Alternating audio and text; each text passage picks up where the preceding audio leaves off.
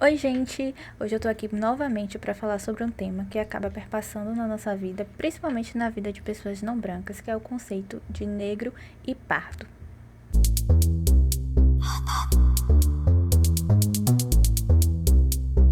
Sejam bem-vindos ao Contras. Eu me chamo Geise. Hoje eu tô aqui com Gabriela para falar sobre dois conceitos que acabam perpassando na nossa vida e que são bastante debatidos nas redes sociais, que são os conceitos de negritude e parditude. Antes de mais nada, eu gostaria de pedir para vocês curtirem a gente nas redes sociais, seguirem nosso canal, compartilharem. A gente tem outros episódios falando também sobre outros temas e pode vir com a gente. Gabriela, seja muito bem-vinda. Meu nome é Gabriela Bacelar, né?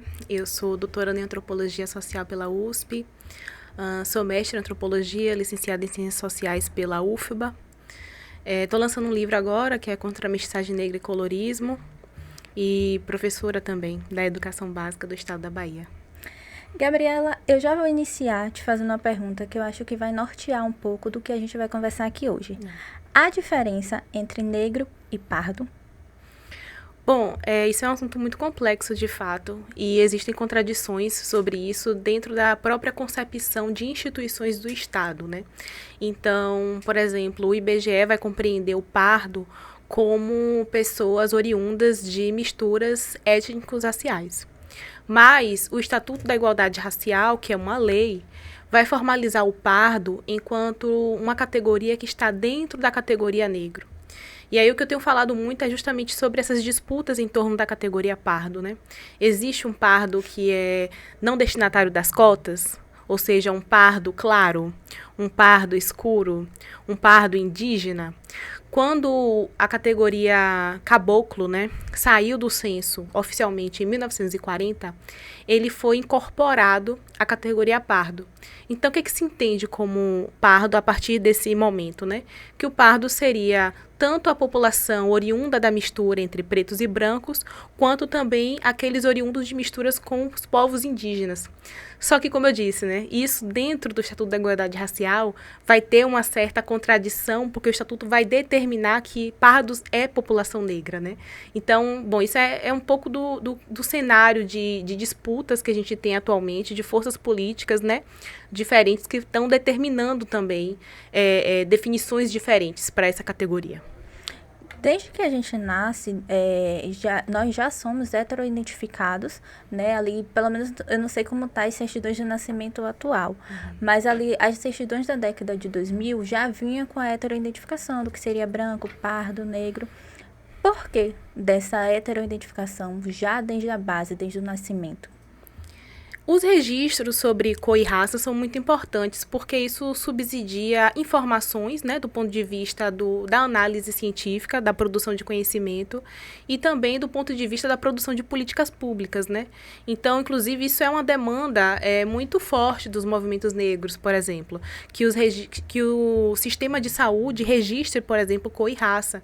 Isso começou a acontecer após o movimento negro demandar, né? Então, além de que, obviamente, a heteroidentificação ela é parte do cotidiano da vida das pessoas, né? Todo mundo se heteroidentifica o tempo todo, seja explicitamente ou não, seja formalmente ou não. Então, isso é um movimento natural, digamos assim, né? E em termos de documentação, né, como o registro de nascimento, eu acredito que isso serve muito para esse censo, né, do país, né, para um certo diagnóstico do que é a população brasileira.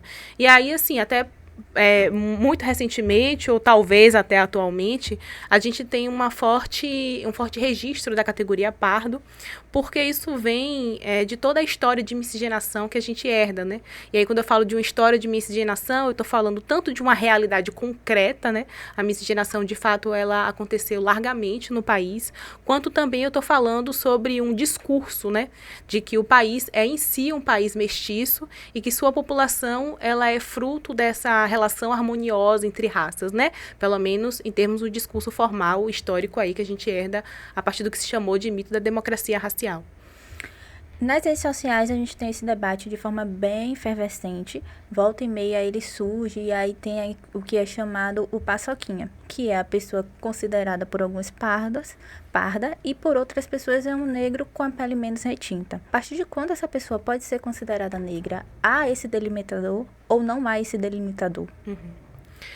Então, assim, é muito complexo, assim, não há formalmente e objetivamente esse delimitador, né, como você perguntou. Inclusive porque raça é uma formulação social, né, então nada está escrito em pedra. Porque como raça não é um dado biológico, né, do ponto de vista biológico, nós todos somos seres humanos, ponto final, né? A raça se constrói a partir das formulações sociais, né, e culturais também, de cada grupo, de cada sociedade, de cada nação, e aí falando de Brasil, de cada região do país. Então, o pardo, ele tem esse forte componente regional, né? O que é pardo no norte não é necessariamente pardo no sul e vice-versa. O que é pardo no centro-oeste não é necessariamente pardo no nordeste e vice-versa. E aí eu diria também que o pardo, ele também tem um forte componente geracional, eu diria, né? Inclusive porque esse debate ele está muito à tona, né, nesse momento histórico. Então, eu diria que ele também tem um componente regional ali na sua definição. É importante, de fato, a gente tentar estabelecer alguns critérios, né, mais objetivos sobre essa categoria, porque isso, inclusive, vai dar subsídios para resultados melhores de comissões de heteroidentificação, por exemplo, né? Mas isso talvez seja construído em algum momento histórico, mas essa construção ela é coletiva, ela leva tempo e com certeza, mesmo que a gente chegue a uma sofisticação melhor para essa sua pergunta, né? Qual é o limite, qual é o contorno dessa categoria? Com certeza a gente nunca vai responder ela sem dúvidas, né? A gente pode se aproximar melhor a partir de certas técnicas de olhar, né? A partir de uma abrangência do conhecimento sobre o que é ser negro ou pardo em diversas partes do país, a gente pode melhorar. Mas como raça é social, a gente nunca vai chegar a uma definição final sobre isso, porque ela vai mudar sempre a partir do território, a partir do tempo. Recentemente, a gente teve um caso que surgiu na internet de uma jovem que ela foi negada para a cota racial porque ela não foi considerada nem parda nem negra. Ela estava ali disputando uma bolsa em medicina. Você acredita que essa negação da banca de heteroidentificação também tem a ver com o fato de que, regionalmente e a depender do nosso contexto, a gente entenda essa parditude e essa negritude de forma diferente? Bom, eu acredito que o caso dessa jovem tem a ver, sim, talvez com o problema do deslocamento das pessoas, né? Porque a partir do Enem, do SISU, né? A partir, enfim, das muitas formas que as pessoas têm hoje de se mover no território, né? O pardo, vamos dizer assim, do norte, ele vai tentar um concurso no nordeste, né? E vice-versa. Concurso, um vestibular, enfim. Então, acaba que as nossas definições regionais, elas precisam ser alargadas, né? Então, é possível que esse caso ele tenha a ver, né, com essa regionalização da categoria pardo e negro também. Mas acredito também que tem a ver com o trabalho ainda muito recente, eu diria, das comissões de heteroidentificação e a necessidade que ela se aprimore. Isso é um fato absoluto.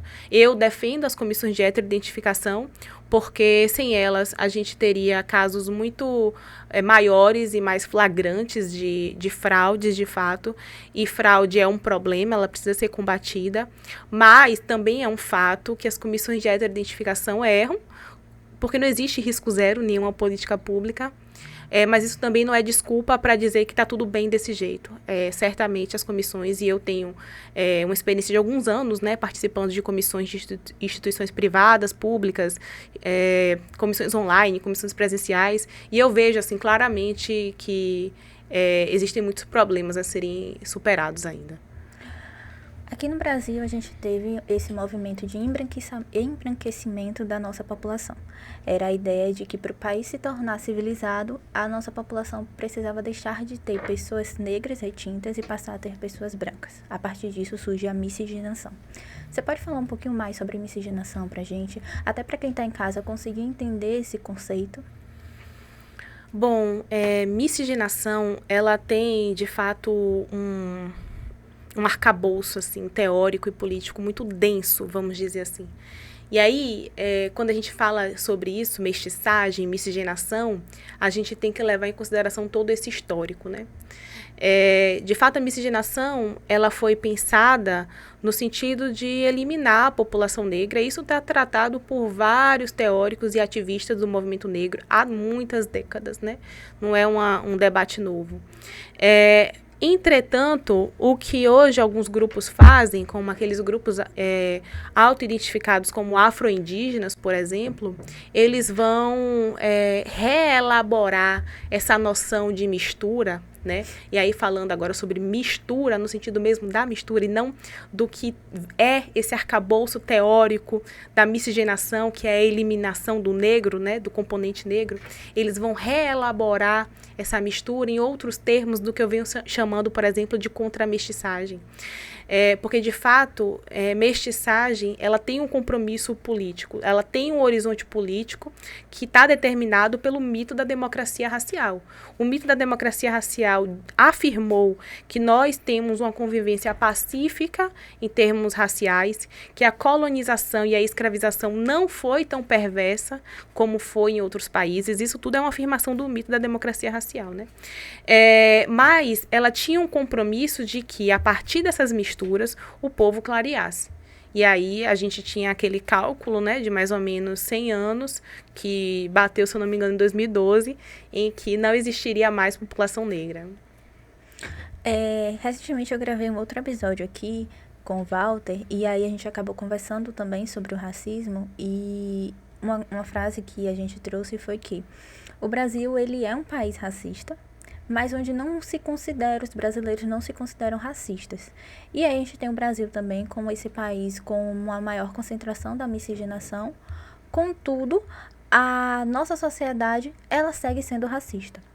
Como você entende todo esse conceito? Isso é uma frase de Florestan Fernandes, né? Que é um grande sociólogo brasileiro que fala que o brasileiro tem preconceito de ter preconceito, né?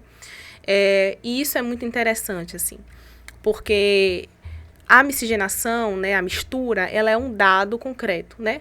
E aí alguns pesquisadores, como a professora Ângela Figueiredo, né, que é uma antropóloga baiana, vai dizer, sim, é verdade, mas até certo ponto, porque as classes populares, elas de fato são mestiças, mas classes mais altas, né, vão guardar uma pureza racial, entre aspas, né, no interior ali de uma comunidade branca, uma comunidade familiar, uma comunidade de vizinhança, uma comunidade de alto prestígio empresarial, né, de altos cargos empresariais. Então, essa alta classe, ela vai guardar ali uma certa endogamia, né? Uma certa relação dentro do próprio grupo branco, enquanto as classes populares, de fato, elas vão ser muito mestiças.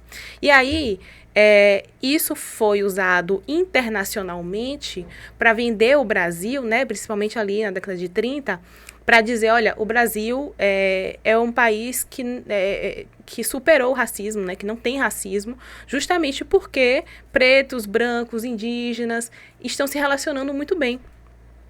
Mas a miscigenação, o fato de que as pessoas, elas convivem, né, ou inclusive mantêm matrimônio e relações com outras raças, né, isso não diminui o racismo, porque o racismo ele tem várias formas de operar.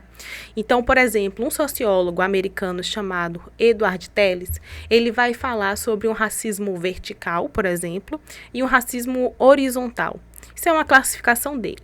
E aí ele vai dizer, bom, O racismo horizontal é aquele que se manifesta nas relações interpessoais, matrimoniais, né, nas escolhas matrimoniais, na vizinhança, etc.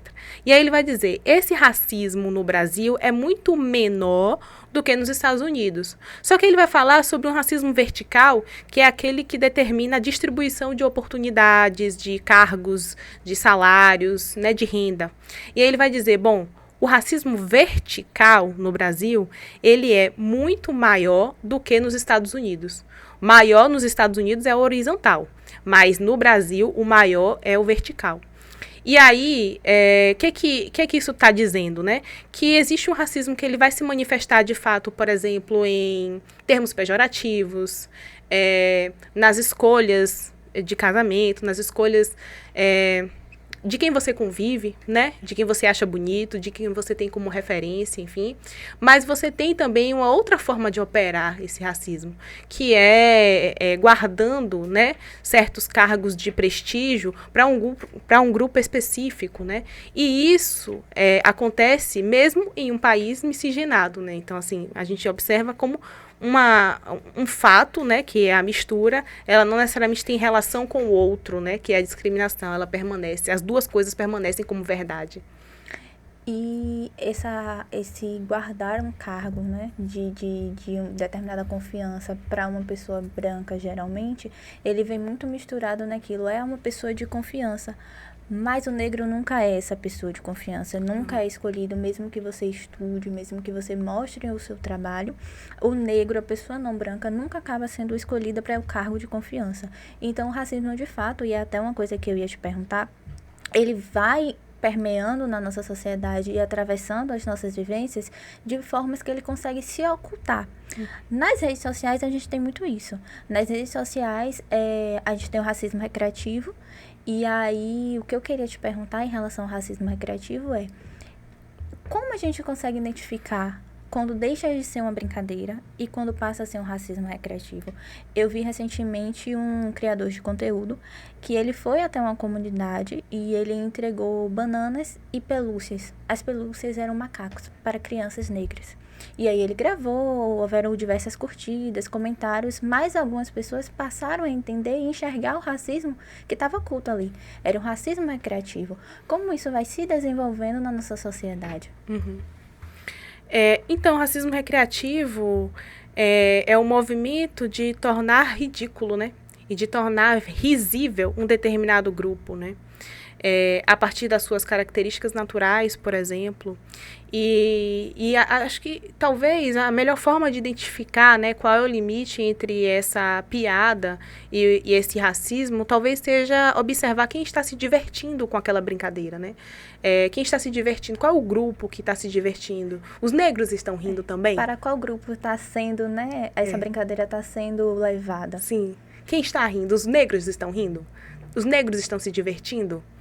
Ou é só um grupo que está se divertindo em detrimento do sofrimento do outro, né? Em detrimento da ridicularização do outro. Ainda falando sobre redes sociais e ainda falando sobre esse racismo que vai se ocultando ali e perpassando, a gente tem agora as IAs e a gente tem os filtros do Instagram e os filtros de outras redes sociais também. E esses filtros, muitas das vezes, eles também trazem por trás dele o racismo. Quando não há o reconhecimento do rosto de uma pessoa negra, ou quando não há um filtro que de fato abarque as características de uma pessoa negra. Então, ele sempre tende a colocar aquela pessoa negra com traços mais finos para que pareçam mais aceitáveis. A gente tem isso com os algoritmos também. Como você entende essa relação dos algoritmos, dos filtros do Instagram com o nosso racismo, principalmente na nossa sociedade brasileira? Uhum.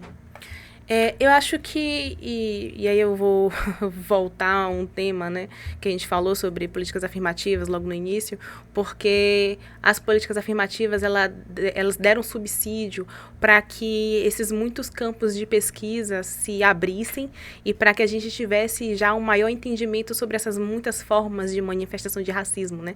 E aí a concepção de racismo algoritmo, por exemplo, né, de Tarcísio Silva, por exemplo, que lançou um livro sobre isso, se eu não me engano, em 2019, talvez. Ele trata sobre essa seleção, né, ou não seleção dos algoritmos em relação à detecção da pele negra, em relação à distribuição do conteúdo, à promoção do engajamento seletivo, né, a partir de critérios raciais.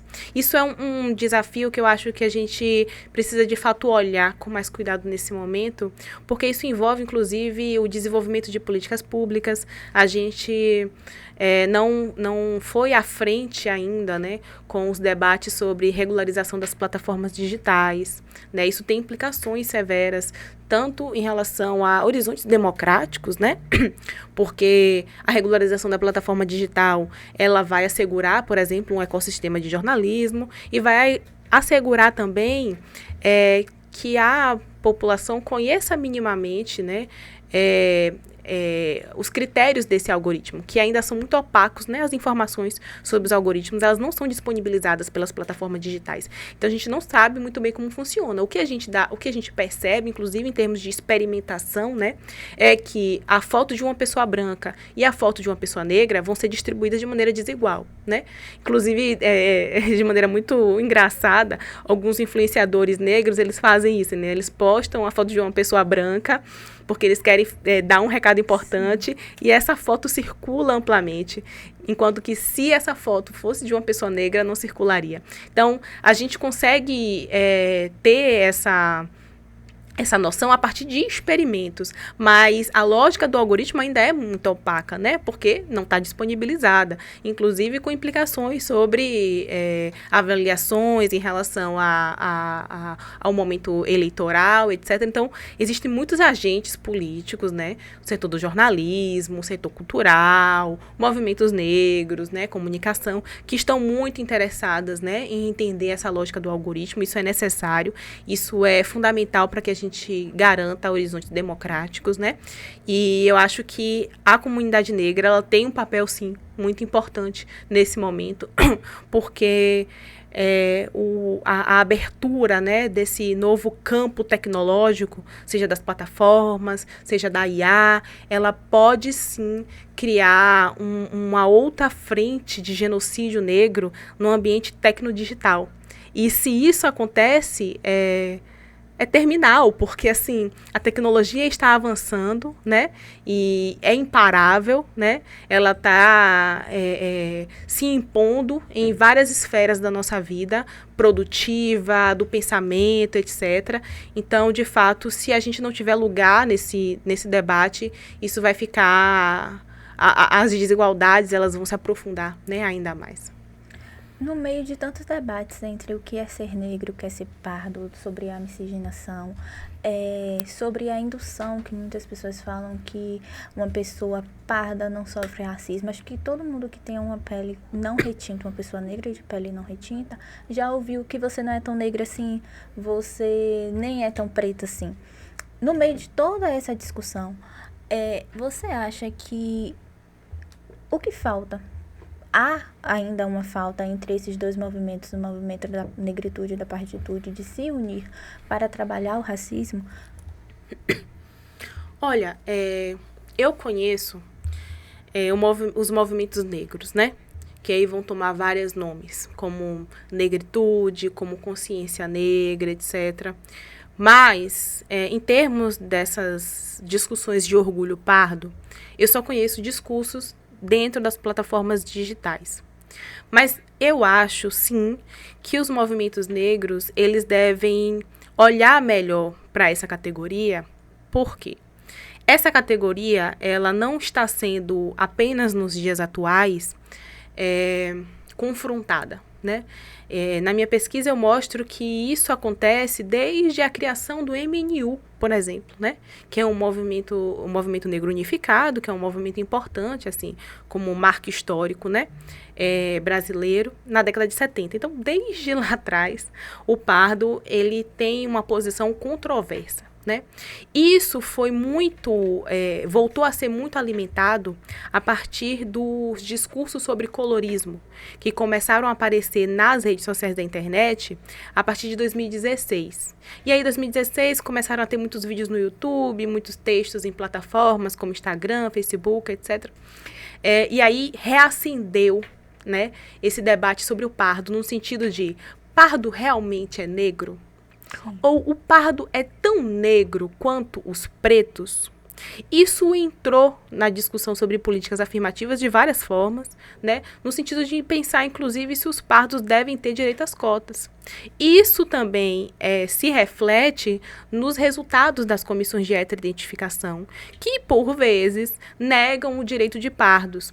Mas isso é preciso demarcar que isso não é a regra. As comissões, elas são orientadas, sim, a aprovar pretos e pardos. Mas existem indivíduos que compõem essas bancas. E esses indivíduos, eles são imbuídos por concepções ideológicas, por discursos próprios. E aí é isso que eu falei sobre as comissões precisam ser aprimoradas. Porque uma dessas aprimorações é justamente uma formação qualificada que dê conta de que os membros entendam qual é essa diversidade fenotípica, né, que a comissão ela deve estar disposta a olhar e a aprovar, né? Então, de fato, a categoria pardo, ela não é reconhecida, às vezes, né, como parte da população negra. Eu diria que isso tem a ver muito mais com a geração mais nova, porque as gerações mais velhas, por exemplo, a geração de Sueli Carneiro, é a geração que promoveu o que a própria Sueli Carneiro chama de engenharia política. Ou seja, um trabalho para formalizar quem é a população negra brasileira. Então, se ela é dessa geração que construiu a noção de população negra brasileira, que construiu a noção de políticas afirmativas, é claro que ela e essa geração, ela está muito mais disposta a ensinar, né, a educar, eu diria. Nós, como povo, no sentido de, olha, pretos e pardos são negros. Agora, as gerações mais novas, que estão na internet, nas plataformas digitais, elas estão promovendo outro discurso de fato. Esse discurso tenso, fraticida, eu diria, né, que opõe e rivaliza a categoria pardo, tornando, inclusive, o colorismo uma categoria de acusação. No seu livro, você aborda sobre miscigenação, e aí o capa do seu livro, eu lembro, é contra a miscigenação. Me fala um pouquinho sobre esse conceito. A ideia de contramestiçagem é uma ideia de que os mestiços são mestiços e contramestiços. Como assim, né? É uma ideia de elaboração do lugar da diferença. Por exemplo, quando um negro de pele clara fala, sou negro de pele clara, o que ele está falando? Porque pele clara parece um contrassenso, né? Como é que você é negro e você é de pele clara? Pele clara não é de brancos? Então, essa formulação em si, né, é um exemplo para a gente ver como certos indivíduos, como os negros de pele clara, como os afro-indígenas e outras denominações possíveis, estão formulando um lugar da diferença dentro da categoria negro. Ou seja, é uma coisa de dizer, bom, eu entendo o meu lugar como mestiço, como alguém oriundo de misturas étnicos raciais, mas ainda assim eu mantenho um compromisso ético-político com a negrura, né, com a negritude. Então, é um pouco um jogo assim de admitir esse lugar, né, de uma pele clara e, portanto, de ascendentes talvez europeus, talvez enfim, asiáticos, inclusive, mas, ao mesmo tempo, elaborar um lugar próprio, dizer que, olha, a negritude, a negrura, a população negra, enfim, como queira, ela é diversa. E esse lugar de diversidade existe e precisa ser afirmado.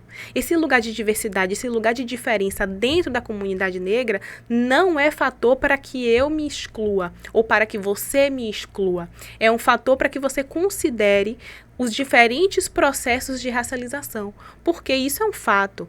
Uma mulher negra não vai ter o mesmo processo de racialização de um homem negro. Uma pessoa de pele clara também não vai ter o mesmo de uma pessoa de pele escura. Uma pessoa negra com deficiência não vai ter a mesma experiência de uma pessoa sem deficiência. Então, todos esses marcadores sociais da diferença ou interseccionalidade, né, como as pessoas chamam, são fatores que vão moldar a sua experiência social e, portanto, a sua experiência de racialização. Então, é um pouco um jogo de afirmar a diferença e afirmar, ao mesmo tempo, um compromisso político, eu diria. E de entendimento do contexto de cada um e a vivência de cada um, né? Isso. Bom, Gabriela, eu quero te agradecer pela sua participação aqui, por essa agradeço. conversa maravilhosa. Eu que agradeço. Eu queria que você deixasse uma consideração ou uma pergunta para quem está em casa nos ouvindo em relação ao nosso tema. Eu quero agradecer pela escuta. Eu acho que a gente está mais disposto a ouvir, né, sobre esse tema e agradeço a disponibilidade do debate, que ele sempre seja saudável, que ele sempre seja de forma a ouvir, perguntar e falar em uma proporção muito equilibrada, porque acho que dessa forma a gente consegue avançar no pensamento, politicamente, para um lugar melhor, né? E mais saudável, inclusive, do que vem sendo o debate nas redes sociais da internet. E principalmente que tem que ser um debate, né? Isso tem que vir à tona. Gabriela, onde é que as pessoas podem encontrar você nas redes sociais ou nos seus trabalhos? Bom, eu tenho Instagram, né, Gabi Celar, mas o meu livro ele está sendo vendido no site da editora Segundo Selo, que é uma editora baiana e que está publicando essa primeira edição aí. Bom, gente, quero agradecer a quem chegou até aqui, pedir para vocês compartilharem, para vocês curtirem, acompanhar a gente nas redes sociais, acompanhar a gente aqui no YouTube, a gente também tá lá no Spotify, então se você gostou, pode ir lá, curtir a gente e muito obrigada.